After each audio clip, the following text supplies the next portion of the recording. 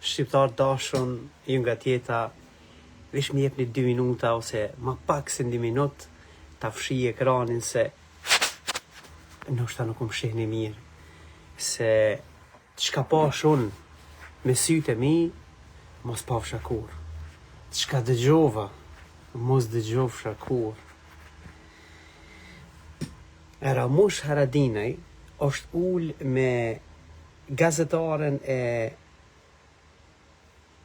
Politika që ka një portal në Facebook, edhe një intervist po flet qysh që ka prit në Pentagon. Po arsyeja pse po m'keshet është se kjo është të fol e është të rajt qatë shumë sa që gjdo rend që e lëshon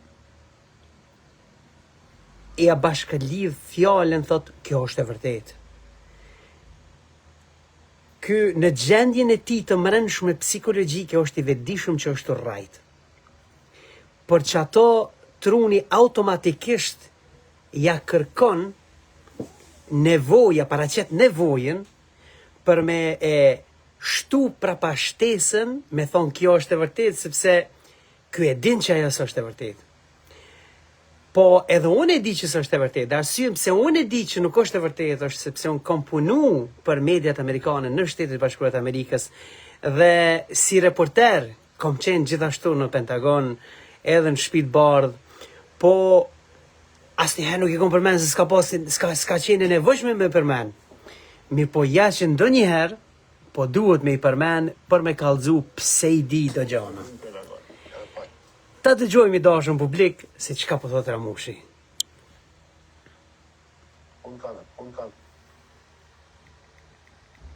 Është janë zonin. Në Pentagon, pa qenë kryeministër, pa kur Ramush Haradinaj s'ka kalu çfarë do skaneri. Kam dëgjuar shumë, kemi dëgjuar në fakt për rrjetet ngushtë që ju jeni pritur në Pentagon në një mënyrë të jashtëzakonshme, ndoshta pa disa kontrolle primare, pa protokoll ose shumë i nderuar në fakt.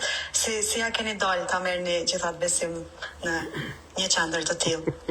Kur kam qenë kryetar qeverie, është ngjarje historike, po mbetet në historinë e shqiptarëve që kryeministri i Kosovës është prit në Pentagon, edhe sekretari i mbrojtjes ka dalë ka prit në barë jashtë akrit e Pentagonit, përfosja ka beku ligjet për ushtim, e ka përcjellë duke ja mbajtur çadrën. Mbas pari është against kundër protokollit shtetënor me dalë jashtë akrit Pentagonit. Se ku takove Ramush te kushite Pentagonit a? Te ndërtesa e korporatave operative të IT-s mbrapa, ti kur shkon në Pentagon, shkon me kordon, me konvoj të automjeteve, i cili konvoj është i organizuar prej shërbimit shtetënor të sigurisë të Shtetit të Bashkuara të Amerikës. Pra nuk je taku jashtë Pentagonit, mos rraj, nëse je kon Pentagon, je taku mrena Pentagonit. Edhe ti, si kreu i shteti zyrtari, një shteti tjetër që vjen për vizitë në Pentagon, vjen vetëm nëse keme nënshkru marrëveshje të cilat kanë të bëjnë me zbatueshmërinë e asaj marrëveshje nga ana e sekretarit të mbrojtjes. Në protokollin qeveritar të Kryeministrisë së Republikës Kosovës, gjatë periudhës sa ti ke qenë aty, nuk ekziston asnjë regjistrim që ti je prit në Pentagon. Pyetja është, takimi ka qenë privat apo ka qenë në krye të shtetit? Përgjigju, se nëse ke qenë në krye të shtetit, ish dash me pas shteti regjistrim të dokumentuar, është protokoll.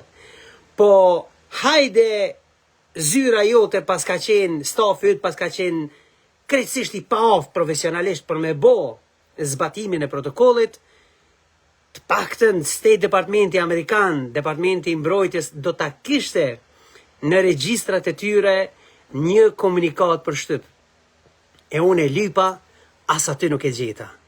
Zotni, ja po rran te ja autorrajt Pentagoni. Tash s'pedi, cili është këtu? E treta, sekretari i mbrojtjes, apo kreu i një departamenti shtetënor amerikan, nuk ja mon kur kërkuina ombrellën, mos raj. Ata që i mbajnë ombrellat, nëse ka rënje shiu, janë personeli i mbrojtjes së afërt. Qysh more po rani? A jeni mirë me shnet? Nëse keni nevojë për terapi të shëndetit mendor dhe emocional, boj more burra dhe pranon edhe filloni terapit? Se diçka nuk është në rregull me shëndetin tuaj edhe mendor dhe emocional. Me rajt njerin pik ditës, qështu une veç juve jam të ju po. Veç juve jam të ju po. Ta dëgjojmë çka po thot më të tje. Ati ambasadës tonë atje, është ngjarje e vërtetë që kryeministri. Mirë po. Apo dëgjon, thot, kjo është të ngjarje e vërtet, ka nevojë që me thonë që është ngjarje e vërtet. Ngone. Sekretari i mbrojtjes ka dalë, ka prit në barë jashtë krejt Pentagonit, përfoshja ka beku ligjet për ushtrim, e ka përcjell duke ja mbajt çadën deri te makina e tij, ambasadës tonë atje. Kjo është ngjarje e vërtetë që kryeministri. Mirë po, unë kam hyrë Pentagon, edhe pa qenë kryeministër. Dikur kam qenë se në Amerikë një herë kryeministër. Nuk mund është me hymë Pentagon pa qenë kryeministër. Aq më tepër, kur je një njeri i cili ke qenë në njësitet komanduse të grupeve të armatosura guerile si që është ushtria shtimtare e Kosovës. Nuk mund është me hymë në Pentagon ku nuk je kryeministër. Mos raj. Mos raj se janë protokolle shtetënore të cilat edhe amerikanët nuk luajnë topa me shtetin e vet, as me protokollin e shtetit. Qysh ti ke lujt e ke pranue Milan Radočićin në midis zyrës kryeministrit. Ata nuk janë qështu si ti. Po ty po ta mermenja që është e besueshme, kjo çka interpreton ti për publikun, sepse ti qashtu e trajton shtetin. Tjerët kanë shtet e të konsolidum, sepse respektojnë protokollin e shtetit. Nuk janë sikur ti që gjatë kohës e kon aty, i ke qepu fort. Plaçket anej, plaçket knej, thirrë Radočićin, mbyllë institutin për dokumentimin e gjenocidit serb, e të tjerë detaje që s'po du me hi pak ma thellë. Po le të vazhdojmë ta dëgjojmë çka po thot më të tjerë. Kryeministri më thirrin gjithkohën, kam hyrë në Pentagon çdo herë, me status privilegjuar që as ata që punojnë aty se ka. Pra kur Ramush Haradinaj s'ka kaluar çfarë do skaneri, si ka letë një ID, aty me dhoti një ID me marrë atë. A rrjedh kjo prej kohës të luftës apo? Qësësi, prej asaj periude, njohja, është ata e quajnë clearance. Që dhe prita. Ma kanë zonë, ata Ata po thot e quajnë clearance. Ajo çka ky po për çka ka fjalën ky është për security clearance. Security clearance dikush si Ramush Haradinaj nuk mundet me marë kur. Një, nuk është shtetas Amerikan. 2, është pjesëmarrës i njësiteve të armatosura guerile gjatë kohës së ushtrisë shqiptare të Kosovës. Amerika nuk i beson këtyre njerëzve 700.000 jetë këta mi pas. 3, është verifikueshëm në lista të vëzhgimeve ndërkombëtare për aktivitet kriminal. Prandaj, zoti Haradinaj nuk mund me marë kur security clearance. Tu janë nis pe fakti që nuk është shtetas Amerikan. Okej? Një detaj tjetër, kur ka shku në janar të vitit 2025 në një përpjekje për më marë pjesë në ceremoninë e inaugurimit të presidentit Trump, Amerika e ka një detaj nga shërbimi sekret shtetënor që është National Intelligence Agency, pastaj e ka shërbimin sekret ndërkombëtar që është Central Intelligence Agency, pastaj e ka shërbimin sekret presidencial. Shërbimin sekret presidencial e ka një protokoll ekstra të veçantë, nëpërmjet të cilit njerëzit të cilët janë të afërt në çfarëdo forme me individ ose grupe të cilat janë të listuara në listë të zezë, nuk lejohen me ofru presidentit, cili do qoftë president, në asnjë mënyrë. Dhe arsyeja pse zoti Haradinaj nuk ka mujt me hy në ceremoninë inauguruese të presidentit Trump është sepse Daud Haradinaj është i listuar në listë të zezë amerikane, vllau i tij. Edhe sikur mos e kishte pas vlla Daudin, ta kishte pas vetëm shok që shoqënohet me të, kishte mjaftuar arsye që shërbimi inteligjent amerikan qendror, që është Central Intelligence Agency, me informu shërbimin sekret presidencial që ky zotnia që ka aplikuar me kon pjesë e ceremonisë inaugurale të presidentit, shoqënohet me Filan Fistekun që është në listë zezë amerikane, ajo do të mjaftonte që ky ti të refuzoj hyrja në inaugurim si që dhe është refuzuar. Na kemi fotografi, ja t'jo tregoj, ku Ramush Haradinaj ka shku për me marrë pjesë në inaugurim presidencial, edhe nuk ka marrë pjesë, edhe kur o këthy ka rajt që ka marrë pjesë, edhe kemi fotografi cilat e dokumentojnë kohën e tina me Grenellin. Arsye pse edhe Grenelli është refuzu me marrë pjesë në ceremoni inauguruese të presidentit Trump është sepse Grenellit i është revokuar certifikata e sigurisë kombëtare.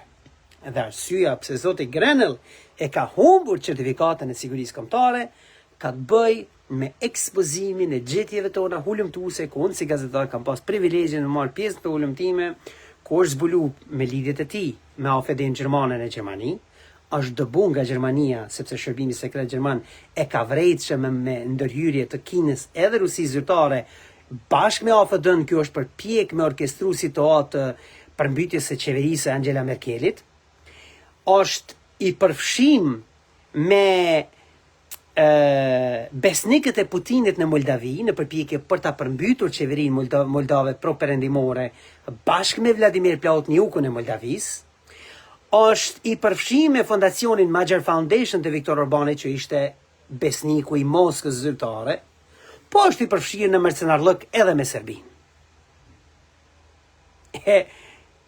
Edhe lidhja Haradinat me Grenellin ka mjaftu dhe mjafton që ky të mos shihet si njeri i cili mund të besohet nga çfarëdo dikasteri qeveritar i Shteteve të Bashkuara të Amerikës. Zoti Haradinaj, pse more po rani? Mos rani more burri dhot. Edhe një detaj tjetër interesant që kam bo. Kështu që kam bo.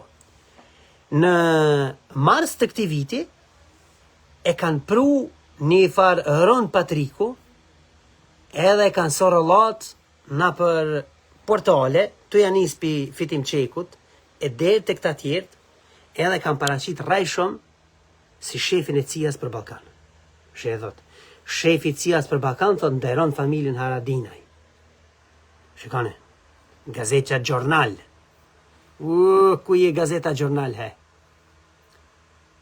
Ky është hulumtimi jonë që konfirmon që ky personi nuk ka lidhje me CIA-n dhe nuk është i CIA-s. Në fakt, që ky është Ron Patriku, ku takohet me operatorin e operacionit klandestin të GRU-s ruse Halit Sahitajn dhe Milaim Zekën, një operator tjetër i cili ka lidhje interesante me operator të Serbisë, përfshirë me Fatmir Shahollin, me cilin ishte arrestuar në ndyshimet për spionazh. Mirë po, zoti Zeka ka arritur me siguru lirimin e vet, sepse ka pas kompromat sipas informacioneve tona në Blerimi Sufajn. Tash, më tutje, pas që të i muajit mars, na kemi bo edhe një konfirmim tjetër për Ron Patrikun. Kemi pyet Langley dhe shikoje artikullin ton hulumtues, ku thot Langley e mohon çdo lidhje të Ron Patrikut me CIA-n, ndërsa qasja e tij në AKI në emër të CIA-s mbetet pa shpjegim publik zyrtar. Ky është skandal i dashur publik, i cili i zhdasht me i dridh të gjitha mediat, krejt shoqërinë kosovare. E që na kena botu me 25 maj të këtij viti. Mi po a dim se s'ka dridhje? Sepse krejt mediat thuaj se pa përjashtim, ka përjashtime, po shumica është e kontrollume për rrjeteve kriminale, banditeske, pro Beogradëse. Dhe ata i dridhin Kosovën me zhurma, vetëm atëherë, kur cënohet interesi i strukturave kriminale dhe dashakeqe të Kosovës e interesi i Beogradit në Kosovë.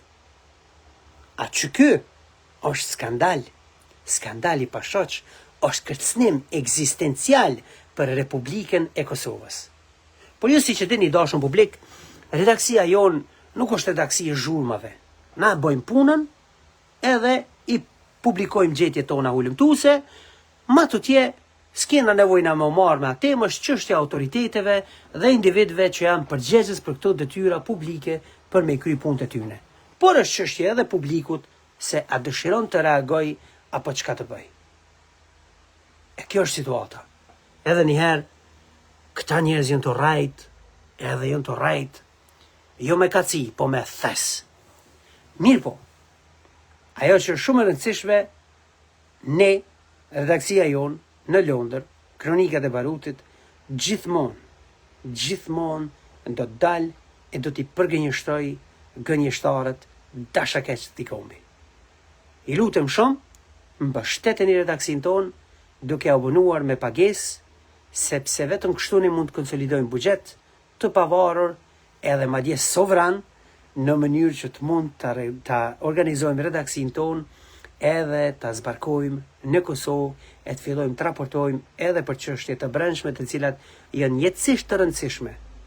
Por të kuptuar nga ana e qytetarit se çka është ndodh me cilësinë e shërbimeve shëndetësore për qytetarin e Republikës Kosovës, me cilësinë e shërbimeve të drejtësisë, me cilësinë e shërbimeve sociale, me ekonominë dhe të drejtat e tyre të lirive njerëzore, politike e civile, si dhe me sigurinë e brendshme dhe përgjegjësitë e autoritetit shtetëror për ta përmirësuar cilësinë e edukimit dhe cilësinë e jetës në përgjithësi.